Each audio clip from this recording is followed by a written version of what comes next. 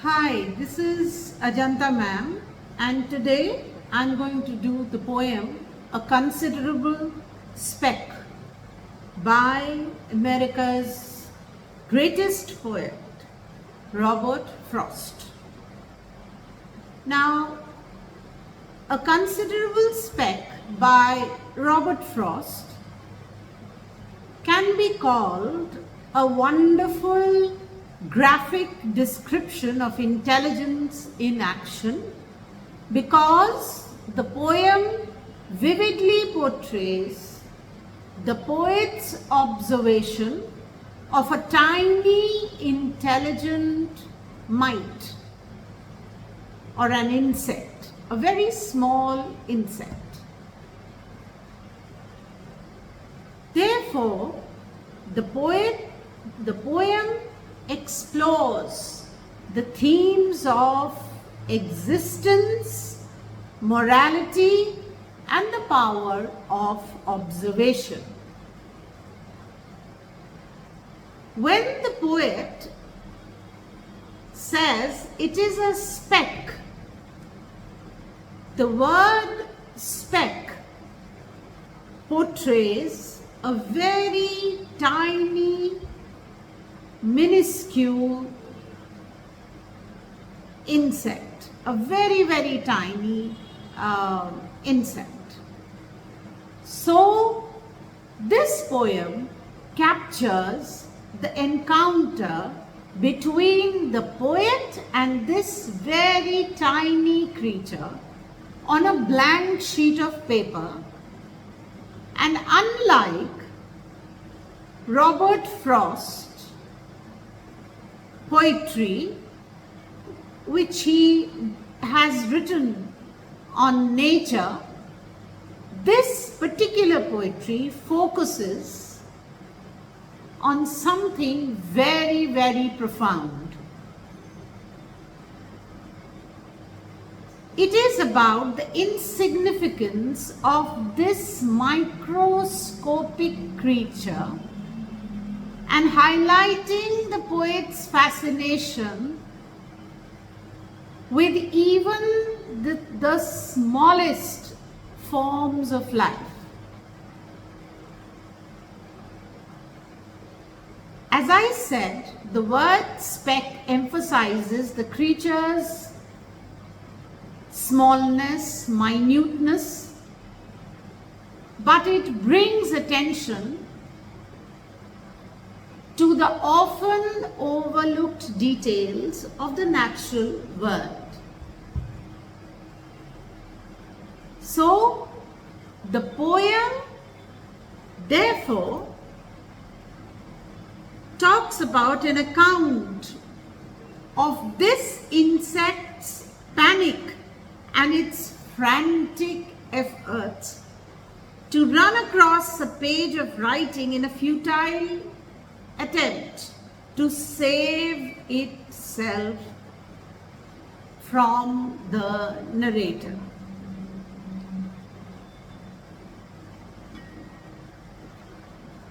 At first, the poet cannot understand what this speck is all about. He thinks it's just a speck on the paper, on the white sheet of paper.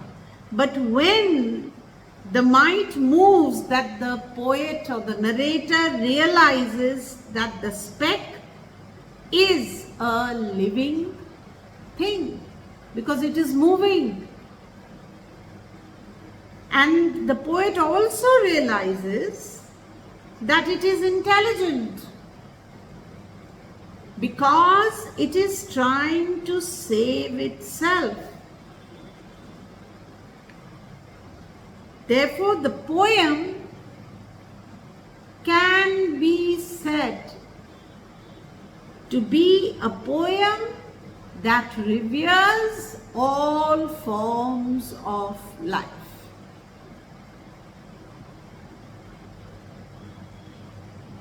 The poem begins, the first few lines of the poem, a speck that would have been beneath my sight on any but a paper sheet so white, set off across what I had written there, and I had idly poised my pen in air to stop it with a period of ink when something strange about it made me think. This was no dust speck by my breathing blown, but unmistakably a living mite with inclinations it could call on its own. So the poem begins with the narrator thinking that it is just a speck of dust. But when the speck starts to move across the sheet of paper, trying to save itself, it is then that the poet realizes upon closer inspection that this speck of dust is a living organism and it is moving with its own inclination, because the mite pauses at times suspiciously at the speaker's pen and then races towards the still wet ink on the page, and then it again pauses as if to drink or smell the ink before turning to flee in apparent disgust. So the speck is very, very minuscule. This mite is extremely small. And the paper, the backdrop, is this white sheet, absolutely stark white sheet of paper, brilliant white paper. So the contrast between the bright white paper and the tiny dark speck is what it allows it to be perceptible to the narrator. Now, as he starts to write, and he's just, he is poised with his pen in the air. He paused his writing briefly and left the pen temporarily suspended mid-air. He was just about to finish the sentence that he was writing. Just as the poet is about to set his pen back to the paper, this movement of the tiny speck on the paper catches his attention, because it seems to be crawling on the white sheet of paper. This makes the poet stop and consider and, look with a closer observation and contemplation. And the poet comes to the decision that this is not merely a dust speck, but it is definitely a living organism, a mite that is moving across the white sheet of paper. The tiny mite pauses momentarily in what seems as if it is examining the poet's pen still poised above and wanting to know the next move. But after the brief hesitation, the mite again starts to move. It is extremely energetic. Then it stops again near the ink and tries to smell the ink or taste it, whatever it is, investigate the scent of the ink, the taste of the ink. However, the mite seems to dislike it, and after a quick examination, it turns around and moves away from that blob of ink. The mite is unimaginably tiny, and yet somehow it has feet because it moves very freely across the page, darting about the page, the white page, trying to think what to do, because the mite seems to stop, hesitate, and then starts moving in an energetic way. But later, when the poet says, I have none of the tenderer than thou collective regimenting love, with which the modern world is being swept. But this poor microscopic item now, since it was nothing I knew evil of, I let it lie there till I hope it slept. I have a mind myself and recognize mind when I meet with it in any guise.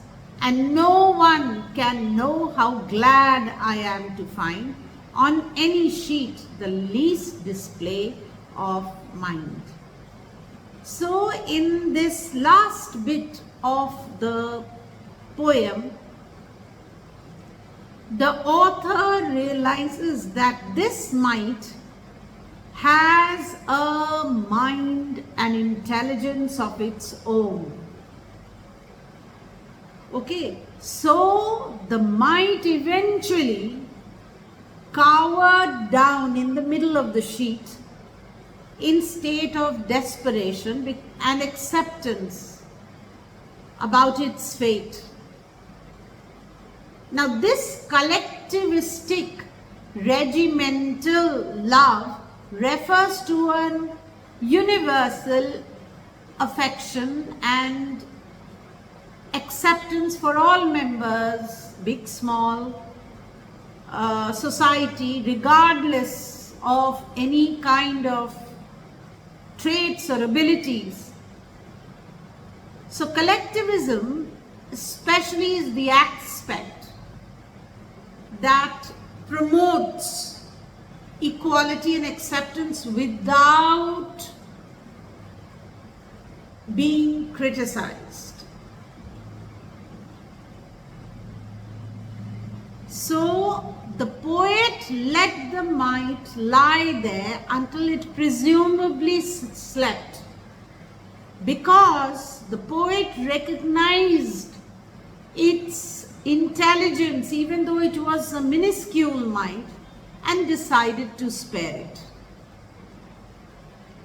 valuing its display of mind over any kind of bias that he might have.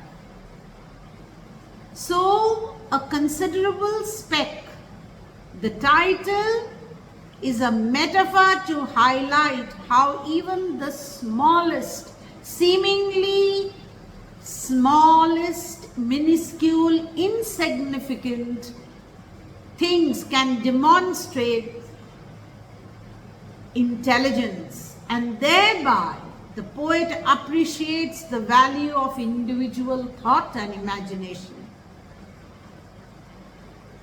This quality appeals to the poet.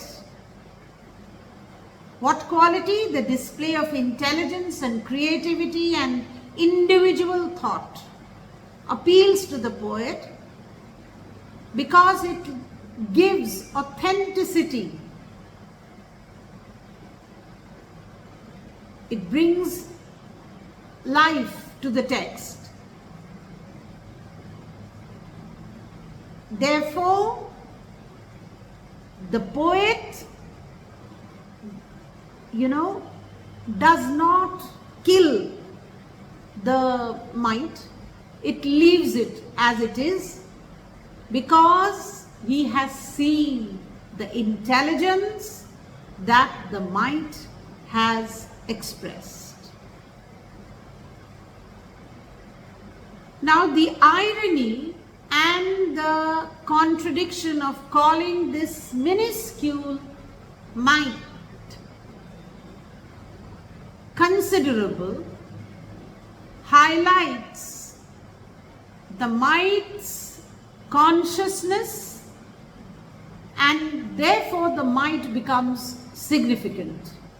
Though physically small, its display of intelligence has greater philosophical meaning for the poet. And the poet realizes this when it sees intelligence, and therefore the poet is extremely considerate of this minuscule mite and decides not to disturb it, and thinking that it would just go off to sleep. So the poet concludes by saying that his writing has gained vitality after witnessing a living creature on the sheet, on this stark white sheet, before he finished writing a full stop, and he feels content, and he wants to convey that there is life and reality infused, and the interplay of mind and imagination in these even very tiny creatures. So the mite surrendered in the middle of the sheet, desperately accepting the fate, whatever the poet had decided. But the poet refrained from killing the mite because he perceived that this tiny insect as a non-threatening thing, and found it that it had the opportunity to live due to its independent thinking, unlike humans. Therefore, he refrained from disturbing it and killing it until it eventually settled down to rest. So, this is the poem A Considerable Speck by Robert Frost. Thank you for watching my videos. Do like and subscribe for other poems and short stories as well as your plays. Bye for now.